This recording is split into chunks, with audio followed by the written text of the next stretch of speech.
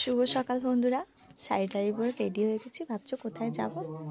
আজকে হচ্ছে আমার 5 মাসের পুজো করানো। তো এটা শ্বশুর বাড়িতে, আর বাপের বাড়িতে ওখানে পুজো হবে, ওরা অন্য দিন আসবে। যাই হোক, আমাদের এখানে আজকে পুজো করানো হচ্ছে, আর কালকে বাদ বাকি রিচুয়ালগুলো হবে। আজকে ভাবলাম পুজোটা করিয়ে রেখে দিই। তো যাই হোক, তো আমাদের 3 জায়গায় এখানে পুজো হয়, তো এটাই লাস্ট পুজো হলো আর কি। তারপর বাড়ি এসে একটু কিছু খেয়ে নিলাম, কারণ সকাল থেকে উপস্থিত আছি, ওষুধও খেতে হবে। তার জন্য একটুকু হালকা করে মুড়ি খেয়ে নিলাম। এটা হচ্ছে তার পরের দিন সকালবেলায় তাড়াতাড়ি নাপিত চলে এসেছিলো নখ কাটতে, আলতা পরাতে। আজকে যে নিয়মগুলো আছে সেগুলো তোমাদের সাথে শেয়ার করব।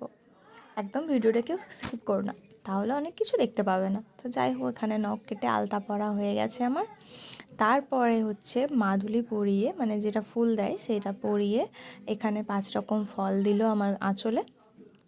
এটা নিয়ে এরপর সবাই বড়দেরকে প্রণাম করতে হবে, আর ঠাকুর মন্দিরে মন্দিরে প্রণাম করতে হবে। আমাদের সামনেই আছে মা মনসা আর শিব ঠাকুর, তো এখানে প্রণাম করে তারপর বড়দেরকে প্রণাম করবো। তো ঠাকুমা আমাকে সব কিছু নিয়মগুলো বলে দিচ্ছিল যে এইভাবে এইভাবে করবে।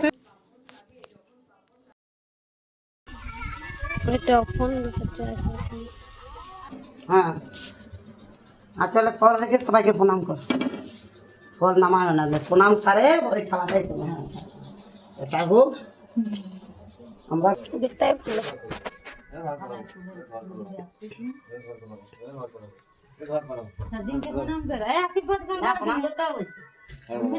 সবাইকে প্রণাম করা তো হচ্ছে, এরপরে কিন্তু হবে আসল যুদ্ধ। হ্যাঁ, তোমরা একদম কিন্তু মিস করো না, দেখবে কিছু তোমরা কান্না শুনতেই পাচ্ছ, কি অবস্থা।